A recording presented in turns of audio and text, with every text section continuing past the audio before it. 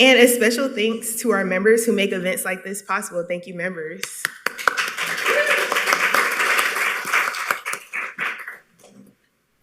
And a special thanks to all of our sponsors who made the Outside In Murals Inspired by Dalí special exhibition possible, starting with Hal Freeman, thank you, Willie Rudarowski, Joanne Obenhoff, the City of St. Pete, the Guild at the Dalí, the Board of Trustees, and the annual fund keeper of the collection donors. Thank you all. And now for some of our fun events here at the Dalí, some reoccurring and some new, so it's somewhat of a long list, just hang in there with me. We have Poetry at the Dalí tomorrow at 6 here in our theater. We moved it up a Thursday because 9/11 is the third Thursday, so please join us for that. On the 7th, we have the Little Surrealist tour with the admission ticket. You can take your Little Surrealist on a tour and learn about Dalí, and then take them over to our Outside In exhibit to, blow their minds. And then on the 9th, we have a very special Flavor of Spain dinner, one of our ongoing series with the Wild Child restaurant, and tickets are going. Definitely check that out on our website on the calendar of events and purchase a ticket if you have, a palate for the Wild Child things in life. And then on the 16th, we have a workshop, a Dalí-inspired plate painting workshop. This usually sells out really quick. It's super fun. You get to view the exhibit in a very intimate way and then paint on ceramic plates with practically Picasso. And then on the 18th, we have our last session of Surreal Summer Nights. Come party with us, dance, drink a little. And that starts at 5 during our own discount nights. And then on the 21st, we have Yoga at the Dalí in our Raymond James room. If you purchase a yoga ticket, you can get a discount admission ticket right after to the museum. And then on the 23rd, we have a beautiful experience with string instruments from the Florida Orchestra. They'll be performing in the Outside In exhibit, and you get to, experience the music and view the art at the same time with pieces curated specifically to the murals around you. So tickets are available for that as well. Join us for this is actually supposed to be October, but our October 1st Coffee the Curator with Dr. John Lennon for Street Art Blues, Murals, Melancholy, and Resistance. Perfect timing of a lecture, so join us for that. And before we get started and I pass the mic over to Michelle, I would like to introduce who Michelle is, and it is a pleasure to introduce Michelle Tannu. Michelle Tannu is the co-founder and former co-curator of the wondrous, the beautiful SHINE Mural Festival from 2015 to 2017 and 2019 to 2022. Michelle is also the principal and creative partner at Share Vision Marketing, a full-service advertising and marketing agency co-founded in 2006. For nearly 20 years, Michelle has curated art shows and activated art events throughout Tampa Bay and currently serves on the board of Creative Pinellas. Please join us in welcoming Michelle.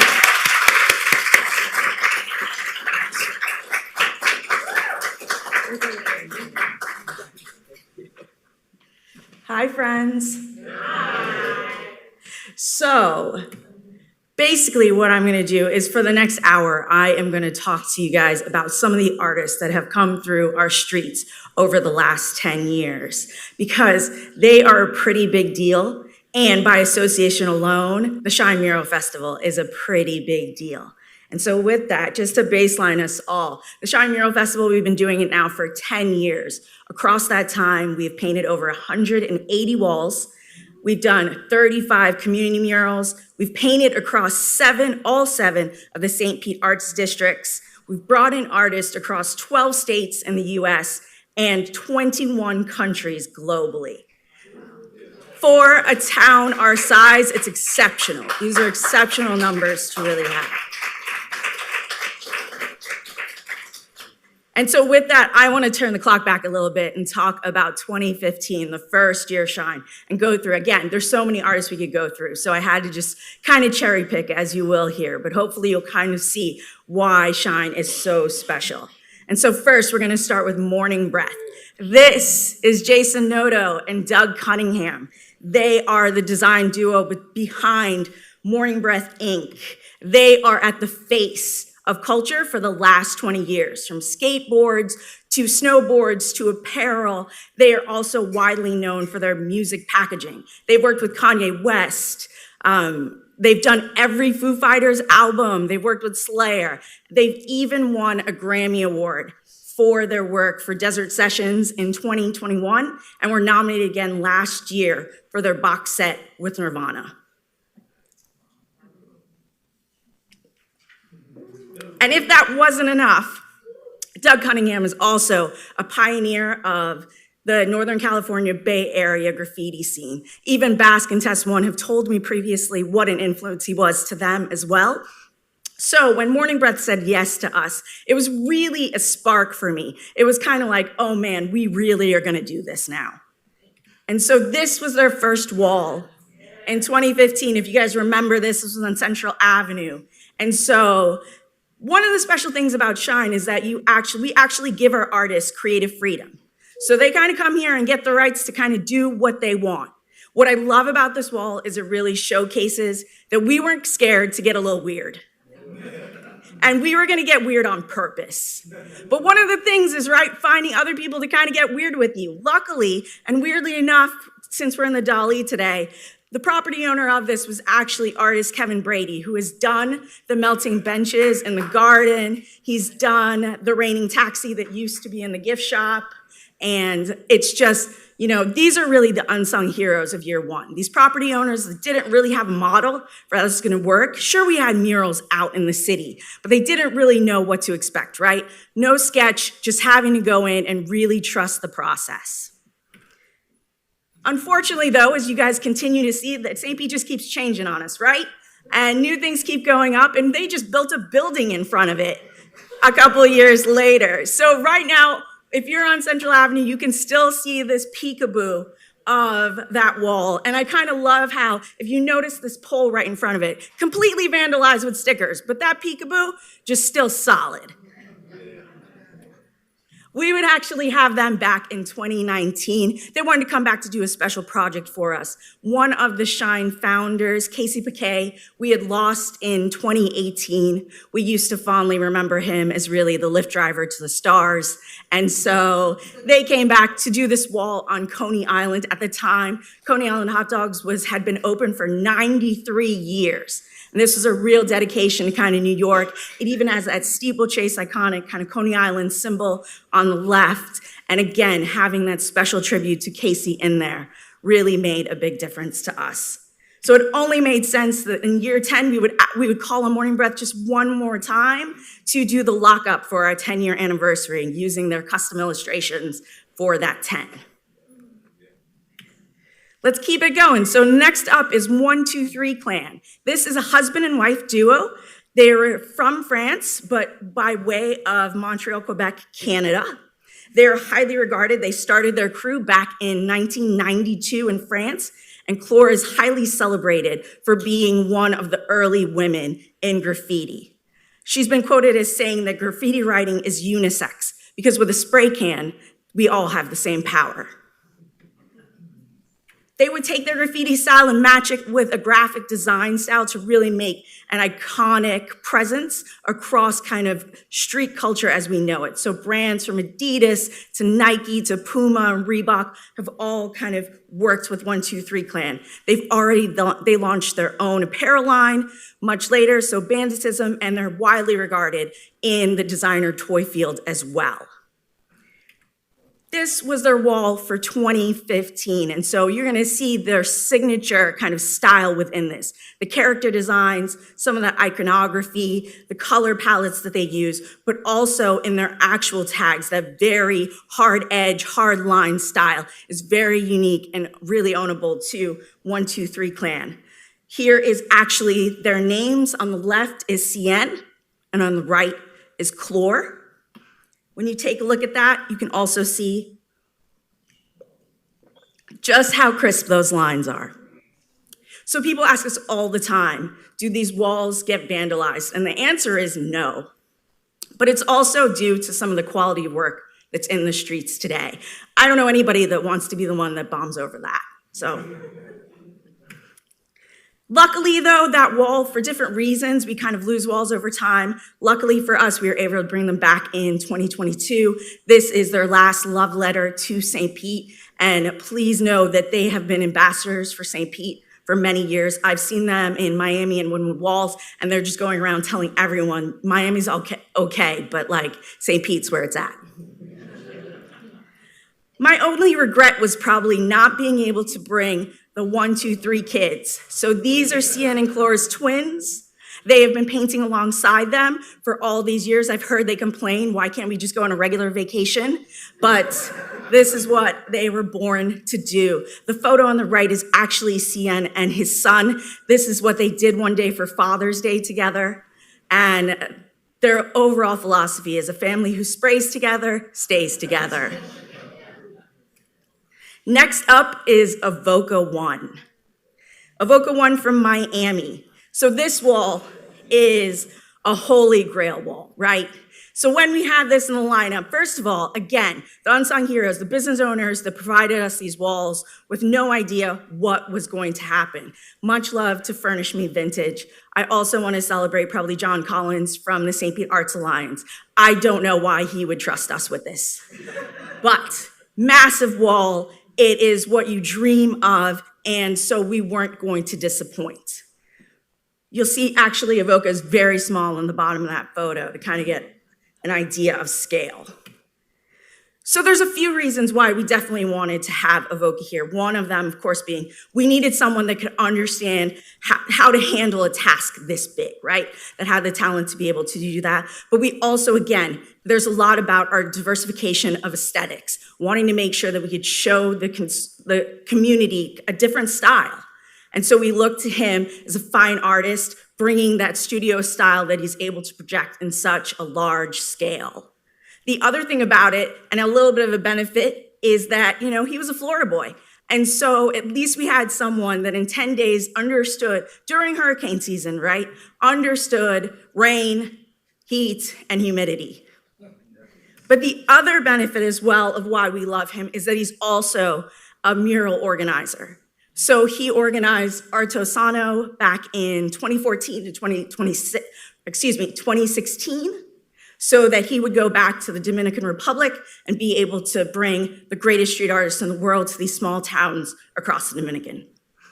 So, I think that's what we love about him too, is that these artists that not only do their own work and think about their own careers, but are also giving back to community as well, and truly understand the power of paint.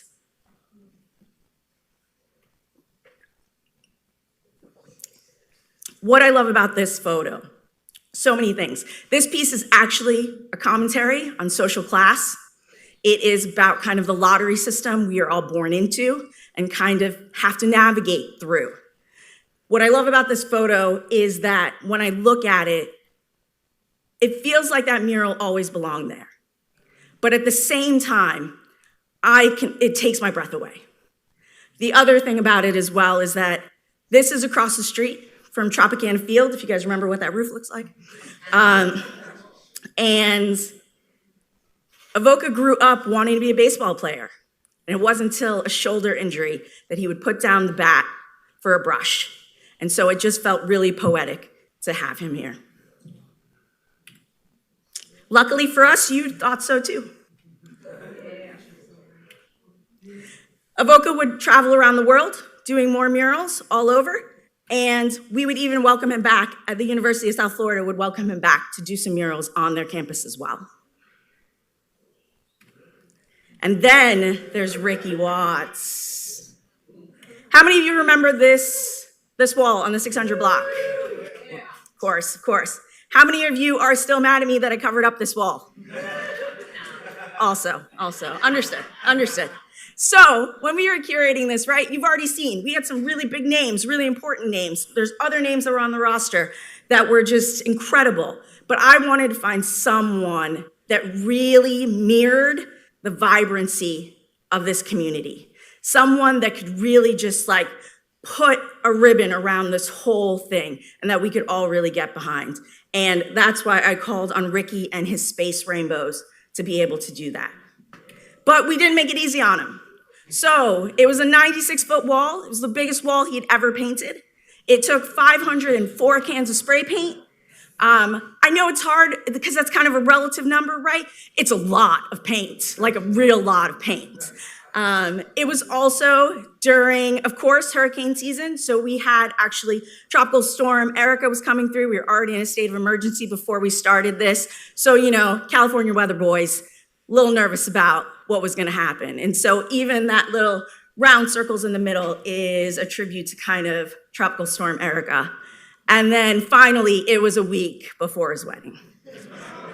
I sent Noe a personal thank you, so guys, don't worry, but it was on the table. But luckily, you guys all showed up and showed out for this wall. That heart that's on the left side of this was a late addition. That's for you guys. That's for everyone that came out, looked at the wall, visited him, brought him snacks, all the things.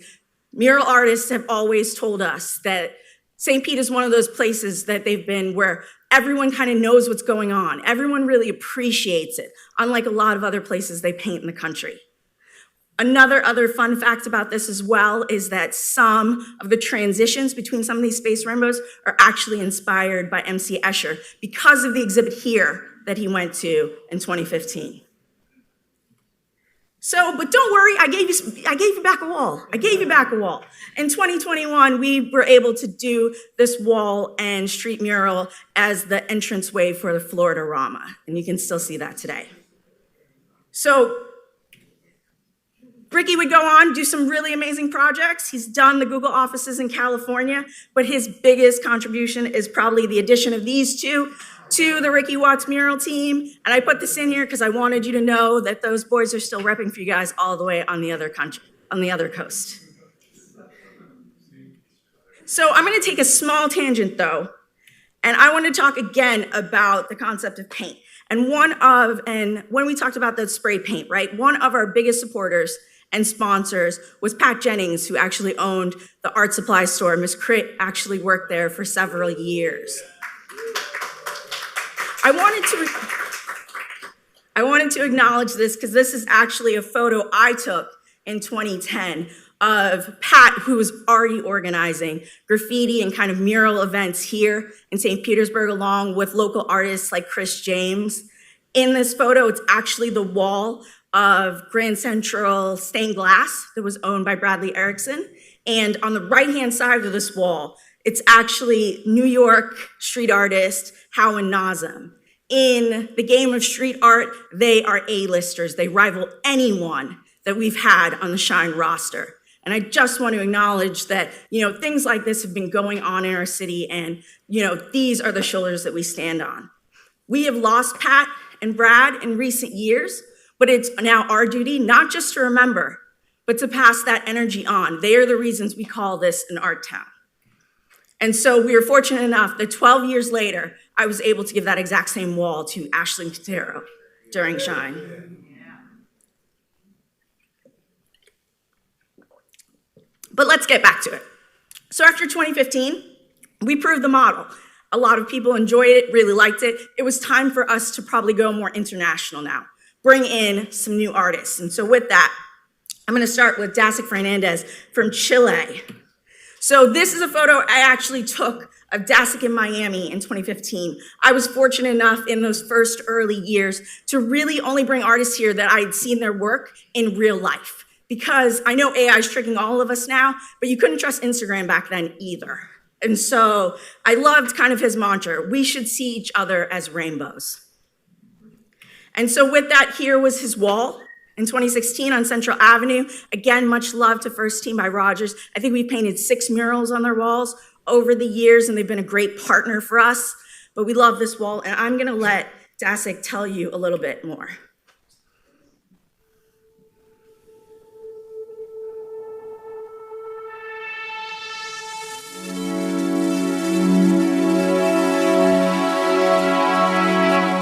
I'm looking for the deepest feeling of the human being, what it makes you vibrate, you know, at the highest level. So I try to paint something that people is gonna see it and is gonna feel reflected. The idea of painting in the street carries like a great responsibility in the artistic way and also in the social way, you know, like art in general has that thing that you never know where it goes, you know, you never know where it's gonna end, who is gonna see it, who is gonna get inspired, and that's why I'm very concerned about the idea that a kid is gonna be seeing my piece. That's my protagonist, viewer, are the kids. That's why actually I work with the human figure, because it's very easy for anybody to understand what is on the figure. So in that way you don't discriminate the viewer. You don't have to explain anything. You don't have to put subtitles to your artwork. So the magic of like painting in the street is that it's for everyone.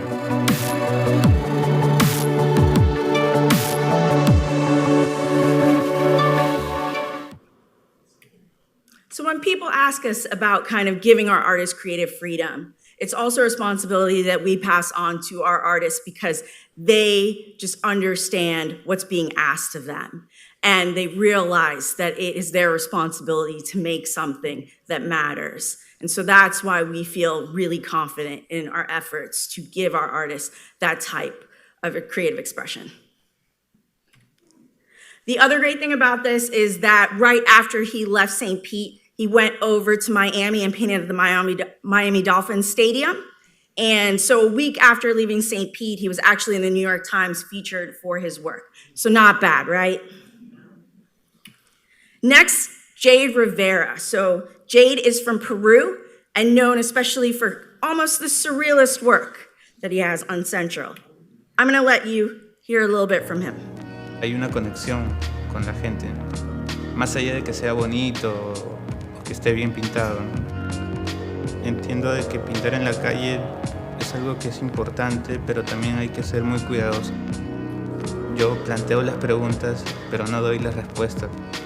Que uno pinta un mural y te regresas a tu casa, ¿no? Entonces la gente que convive alrededor del muro tiene que estar contentos con lo que ven.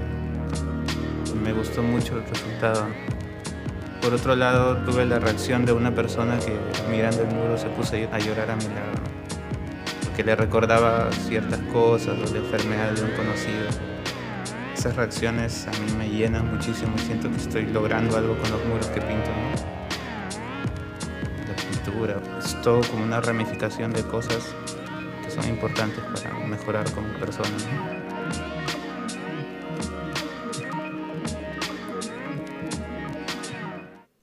And so I know that was a little bit probably hard to read and see all at the same time, so I'm going to read that out to you all just to get his statement.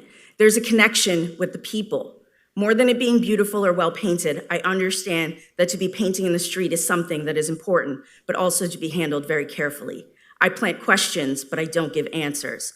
One paints a mural and returns to their home, where the people around the mural don't. They need to be content with what they're seeing. I really enjoy the results. On the other side of me, I see the reaction of the person who was looking at the mural, who began to cry by my side, because it reminded them of several things, a disease of a loved one. Those reactions fill me a lot. It feels like I'm somewhat crying with the murals. The paint is a ramification of the things that are important to be a better person, no? And so what I really love about this, these walls are not decoration. They have so much more significant meaning to us and to the people who paint them, and that the messages they share with us.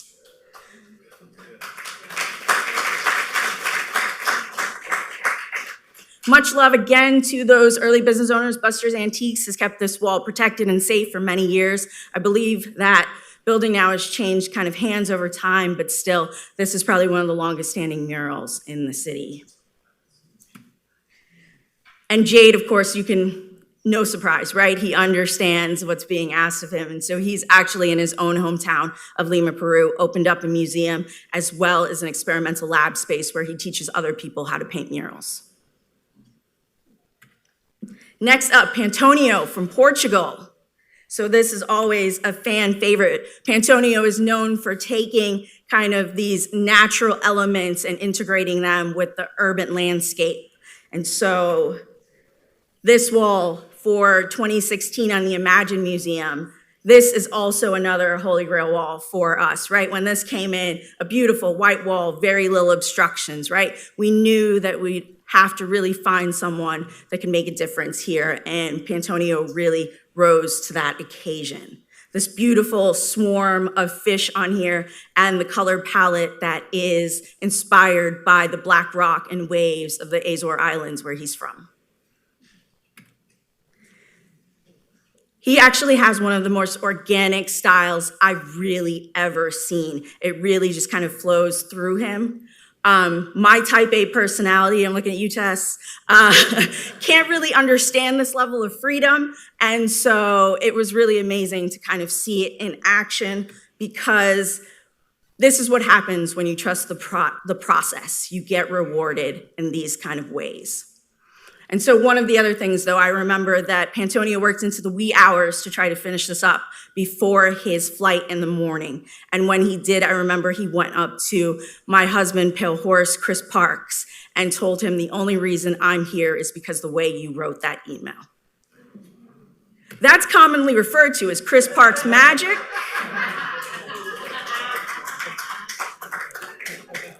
Most of us know about it, and we have learned to leverage it as needed, when needed. And so much love. Shine does not happen without Chris Parks, so much love to Chris.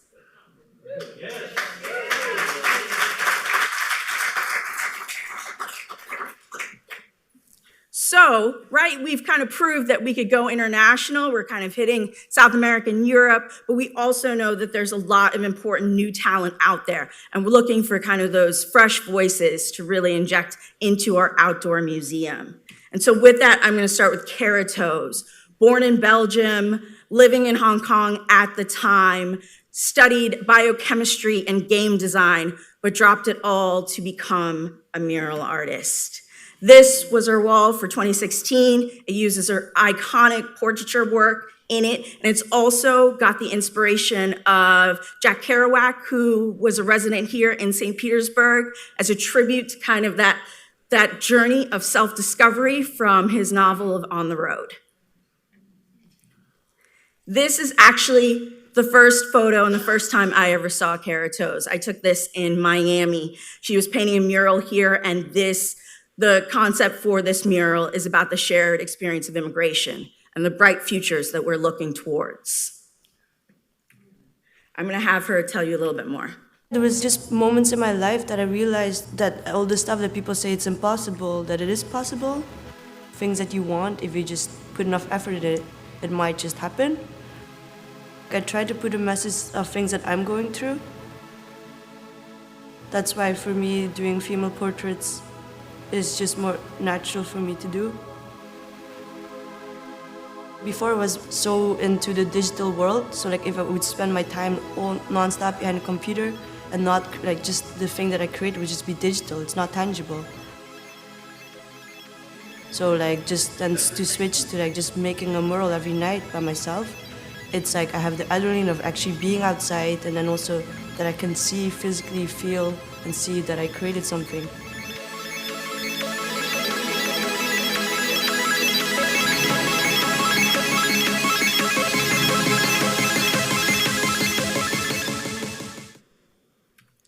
Kara helps remind you of the effort that these artists put in to do this work. Traveling around the world, not being there for family occasions and other things because they just need to express themselves and share it. Of course, as you can imagine, it was hard to contain Kara, and so she has moved on to doing even more impressive installation work, as well as doing a lot of costume design and performance art. Recently, she's been in Iceland doing some metal sculptures out there. Next up is Lauren Y.S., AKA Lolo, AKA Squid Liquor. She is an artist from California. She actually graduated from Stanford University with a degree in fine art and English, and she is known for her fantastical imagery. This was her fantastical image for the SHINE Mural Festival in 2016. And I'm gonna let you hear a little bit. Hey, from I'm Lauren. Lolo. I'm a muralist painting at SHINE. Stoked to be here. The reason we're in it is to like embrace a neighborhood, be able to interact with the people who live in a space, interact with urban spaces in a different way. I'm a small person and I can like create big things that people like feel a way about and leave my presence behind after I leave. I like having a piece's identity sort of develop along the course of painting it. Like someone came by and was like, "Oh, this reminds me of Beetlejuice," and I was like, "Sweet. That's a compliment I can take." So then I did the like eyelashes to sort of reflect that, being able to react to the environment, because you like the aesthetic sort of adapts a little bit the more you spend time in a city. It's not just like putting a painting on a wall. It's like reacting to the space and like getting physical with it, and like, you know, all the elements come together. It's a sport. Being able to like put something up is a real blessing.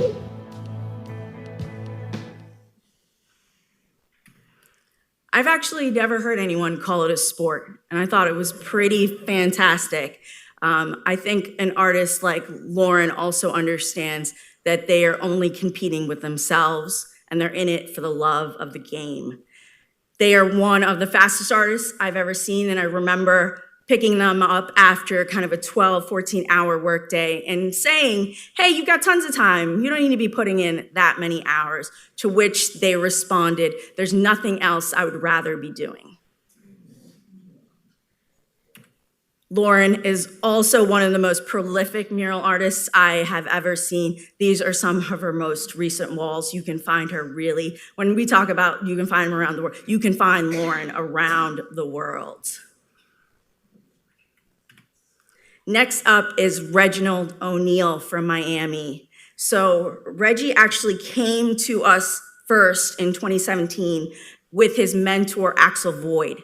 They had been traveling across Europe, painting murals, and as soon as we met Reggie, we knew that there was something really special about him and that he had something important to say with his work.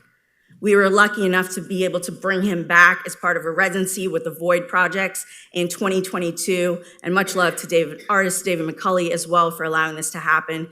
This was a wall that was on the USF campus, so he really wanted to talk about education and some of those topics. So this is a tribute to historian John Henrik Clarke, who is the godfather of Africana studies. Less than 2 months after he left us, he would debut in Art Basel, Miami Beach. I'm not talking about the satellites. I'm not talking about pop-up galleries. He was at the convention center showing for the biggest collectors in the world. The picture on the right is actually a photo of some large-scale sculptural work that he would do in 2023 at Art Basel that was highlighted by publications near and far. Backpack Durden. So how many of you in here might be Fight Club movie or novel fans? So Backpack had me by the name pretty immediately. I have a friend in the audience here. We talk about how Tyler Durden is yelling at us all the time, just all the time. And so really loved what Backpack had to say. And so self-taught artist out of Detroit, doing these really critical interpretations and styles. This was the wall that Backpack completed in 2021 at the Benz. It was an interesting time. I remember Janae and I were like, I don't think we've had business owners fighting over artists before, but we had to narrow it down to who Backpack would actually be, whose wall they would be on. What I love the most about Backpack's work is the amount of symbolism that's in it. There's deep meaning and symbolism and all of these little things for you to discover within the work itself. Even in the grid behind the mandible in there, it says, "I should have lost it by now. I've truly loved it." Backpack is just an incredible reminder of how courageous it is to be an artist, how much it takes to showcase your work, but also a part of yourself so publicly. But in a community like this, they can be celebrated. And so in addition to some of those fresh voices, we wanted to make sure that over the years, we were still gonna bring back some of those heroes, right? That we've been looking for over all these years. And so with that, One of the countries we always keep going back to is Germany. It is a graffiti capital of the world, and so some of that is based on actually its complicated history and the role that graffiti has played as not only a form of resistance and protest, but also of community, unity, connection. And so with that, we'll start with Mad C. So on the short list of important women in graffiti, Mad C is on that list, and if she's not, you have a bad list. She is literally a pioneer of the game. She's well known for this 700 wall. It is actually a 700 square meter wall that runs along a train line. This is only a segment of it. It's much more. There's several other panels to it. For us non-metrics, it's probably around 7,500 square feet of wall that she completed over 4 months in 2010 with that level of detail. She has also documented street art for us across several books, graffiti fonts and letters. She's documented large-scale works and also has her own anthologies of her own work. Her mural style is this very geometric, abstract colorways that almost have glass-like layers. There are levels to this game, and Mad C is at the top of that.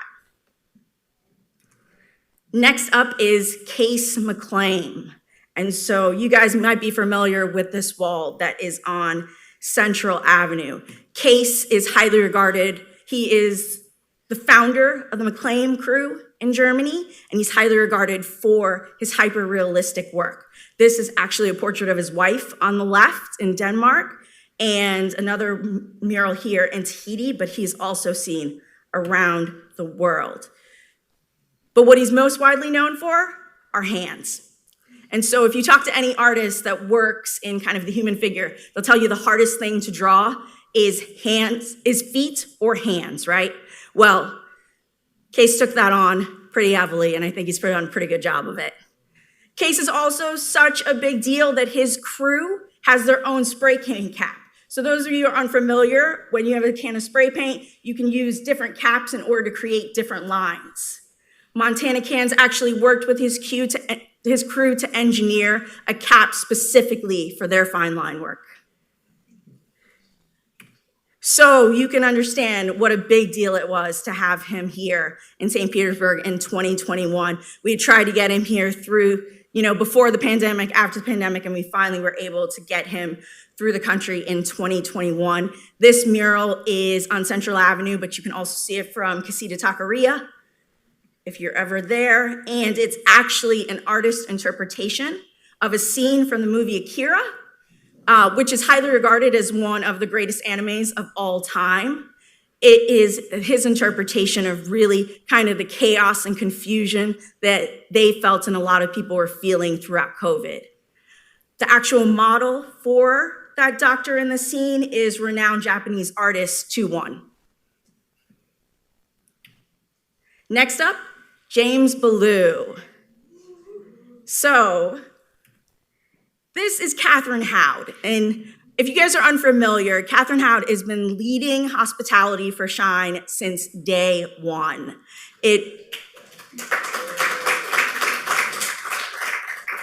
When people talk about how well treated they were when they came to St. Pete, they're talking about Catherine. And so 1 year early on, I think it was year 2, we were in an early SHINE committee meeting, and it was just between her and I. She slipped her phone under the table and showed me this photo of this collaboration between Lee Hill and James Ballou. And I just looked at her and told her, I'm trying. So she had no idea that I'd already tried to get him for year 1 and was unsuccessful, and that I would go on a manhunt for him for the next several years. He had become my white whale, and I was going to get this. We were able to bring him here in 2022, another just stunner wall on Central. This was actually a cover-up, though. We had a previous artist, and again, if I had unlimited time, we would definitely be going over that. The previous wall here was by Yoram Roquez, and it was this immaculate graffiti piece that was there, but it had faded, it was time, and we wanted to pass it on to a new artist. But of course, James Ballou, being as gracious as he is, actually used the color palette that Yorm had to influence the color palette he would use for this design. The other amazing part about this is really to kind of see again, right, what you can do with a can of spray paint, the type of mastery that you can really create here. And you'll see that in the way and his approach. Just a little closer up on some of those details of even the muscle structure, the face itself, the hair. And then to think that he's repainted that 6 to 8 times in this composition. And then again, I wish I could go over all artists, but I have one last artist that I wanted to talk about, and that is Nicole Salgar.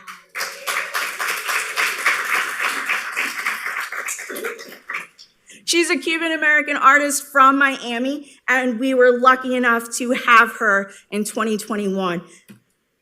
Nicole is known for amazing compositions of female portraiture, interweaved with this kind of flora and fauna as well as natural elements, as well as being highly regarded for her use of color palettes to really create mood and environments.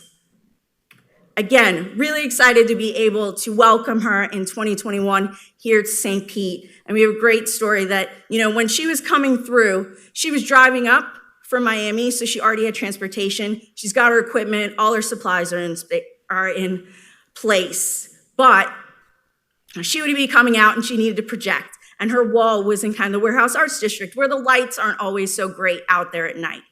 So Janae Priebe actually asked one of our longtime SHINE committee members to be able to just go out there. You don't really have to do anything, just be there and be kind of a safe space for her. And so that person was Brian Skank.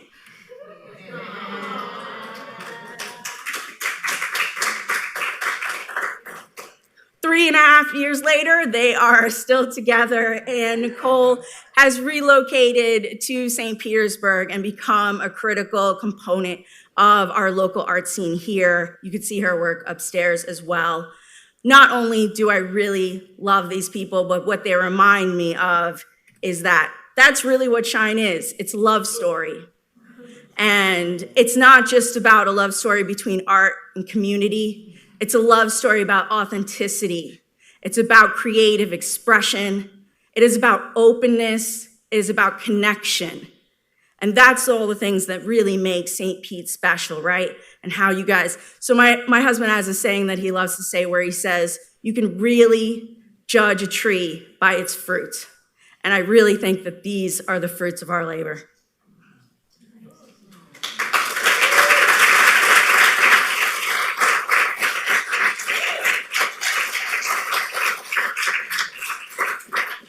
Thank you, but I really do want you to look at the fruit. So in this mural, there is actually fruit. This is a mural that's been done by Pixel Poncho, and this was another epic wall that we had. And he is used to doing kind of these robots, if you were, and this is actually an FU to Monsanto, and they're trying to appropriate all the seed production for the orange trees in Italy at the time, but all throughout the world. So next, now we're back in the Dalí Museum. And so in small ways, the Dalí Museum has been part of this experience the entire time. We have been bringing artists throughout these walls over all 10 years. It is a bullet point in the invite to be like, don't you want to come here? It's a great idea. It'll be fun. And so another shout out as well to long-term SHINE coordinator, Catherine Gomez. She was originally a Dalí docent here, and so she would still take our artists on tours whenever they came to town. She would even take them on bilingual tours that were pretty amazing. So now, to be recognized and validated 10 years later by the Dalí Museum is something that we really never even imagined. And this only happens really because of how you all embrace the SHINE Mural Festival.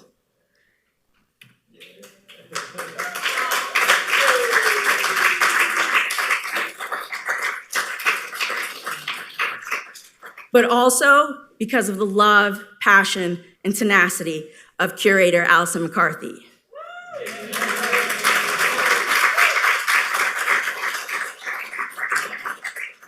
Allison, thank you for making dreams come true.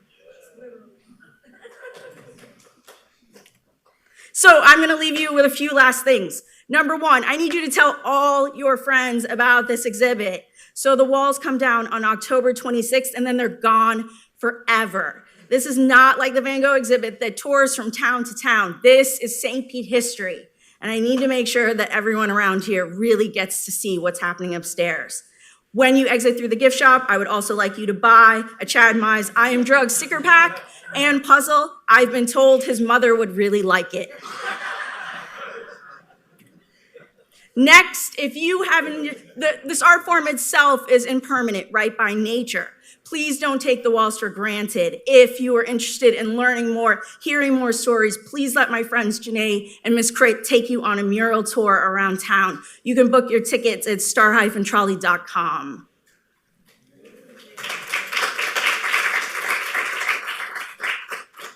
And then finally, follow the artist. If you are on the socials, these are the Instagram handles for all the artists that are upstairs. Keep in mind, these are living artists. It really does matter. You can follow them and see what they're doing now and see what they're doing next and really keep up with them. If you take photos upstairs, try to remember to tag them in the photos. Again, it really does matter. And like Basque's mural that pays tribute to the collector and the collector's role in that artistic journey, if you have the means, consider commissioning them for a piece of artwork in your home or commissioning them for a mural at your home or business. Thank you for your time.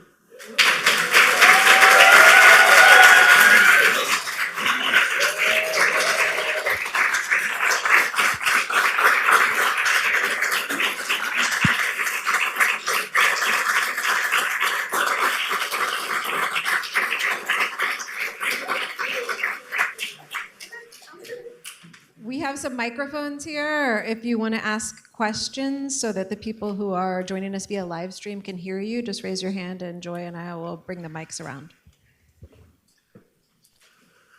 Okay. Could you talk? It's on. Could you talk about the danger to Creative Pinellas and what we can do about it, especially today and tomorrow? Thank you, John Stewart. For those of you that don't know, we have a county-wide organization called Creative Pinellas that helps do a lot of work throughout the entire county to raise awareness about art initiatives, as well as giving out artist grants, doing art installations, connecting other organizations throughout the entire county to be able to work together and partner, doing lots of things with our schools, and they're currently at risk of being completely defunded by the county. And so there is a budget hearing that is happening Thursday night, tomorrow night at 6 p.m., a public hearing in Clearwater that we would love for everyone to be able to come out and attend and be able to share any experiences that you have or why you think the arts are so important and an organization like Creative Pinellas is so important. If you cannot attend that, you can also be sure to write your commissioners, your county commissioners, and let them know how you feel about this as well. If you go to the Creative Pinellas socials, you'll be able to get some more information with emails and phone numbers to make that happen. But thank you for that question.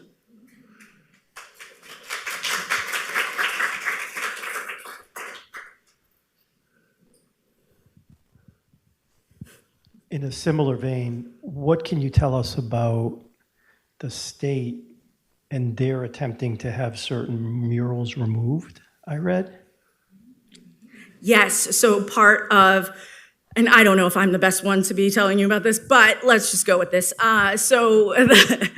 What we have been told is that the Florida DOT, Department of Transportation, has determined that they believe these street murals are a safety hazard and a problem, and they have threatened, if not removing these type of messages, especially political messages, that it will hinder further funding across all of the municipalities that go against this. And so in the recent weeks, they have been painting over all of the street murals, including the Black History Matters and the LGBTQ trans mural that was on Grand Central, and left them with just blank spaces. And so we have data here in St. Pete that we've proven that these street murals have actually increased safety across the board. I believe SHINE was one of the first groups or organizations to do the one that was in front of Florida Craft Art on Central and 5th Street. And so we've done the research to know that we were actually helping make our communities safer.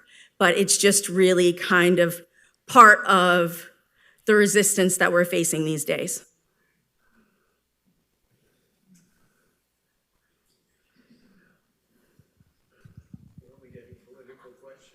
I'm gonna steer away from the political questions just slightly. I am curious about if you could speak to the importance of the balance SHINE has achieved over the years between international, national, and local artists, and why it's so important to bring these international artists into our city. So I am very much a proponent, first of all, that you don't know what you're able to do when you don't see models of the dreams in front of you. And in a lot of ways, to really help lift up our local artists and local communities, it's to be able to bring in some of these artists so that they can see how they work, can learn from them, can talk to them, can meet them, and also make connections that maybe they could take with them as well. But overall, the SHINE Mural Fest, I know we did go over very much our visiting artists. In general, we are generally doing about 16 artist walls a year, then plus about 4 to 6 community murals. We always ensure that our community murals are generally our local artists, and at least 40% of our roster is local artists. We believe that when we rise the tide, we lift all boats. And so being able to showcase someone like a Miss Crit next to a Case McLean actually matters.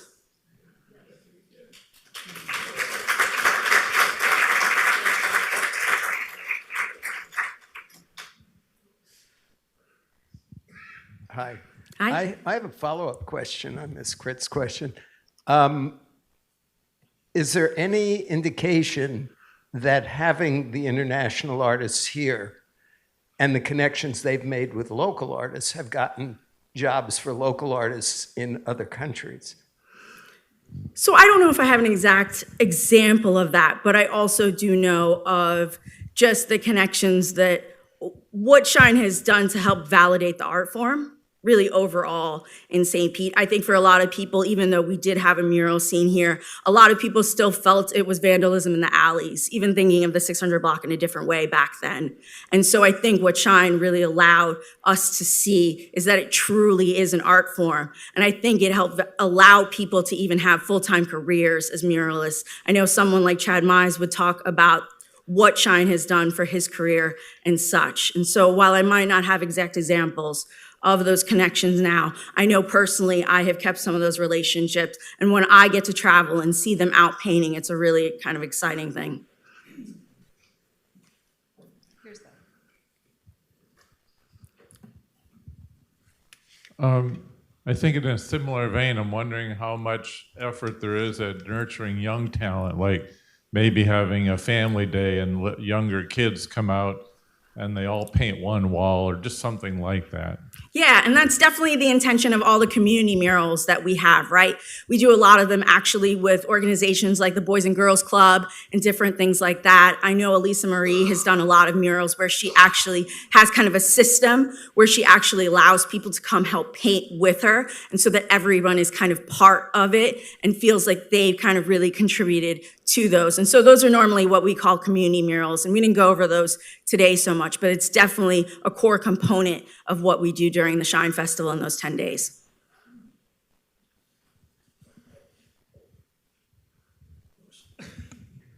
Great job. You're a very powerful speaker. Oh, thank you.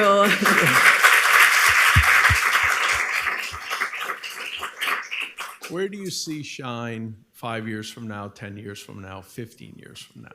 So I've actually retired, so I don't know if I get a say in it.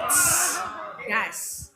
I retired after year 8, and that has been passed on. So it's in the hands of the St. Pete Arts Alliance, and I think they would be in a better position to really talk about how we could really grow and expand it. We've been doing a similar model for really 10 years, but I think, we also understand that culturally and from the physical landscape of St. Pete, things are changing, and we recognize that SHINE might need to evolve with that.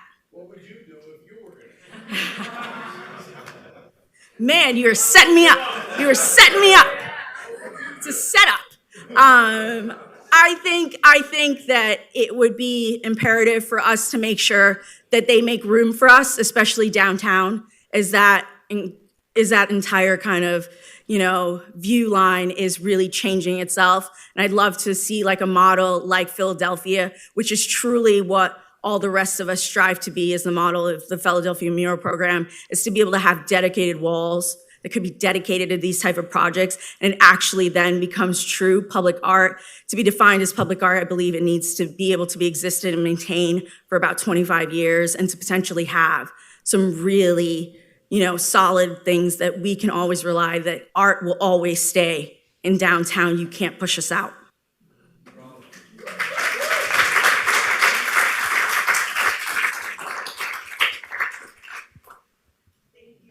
Thank you, everyone, for attending this series of Coffee with the Curate. Thank you, Michelle. Woo!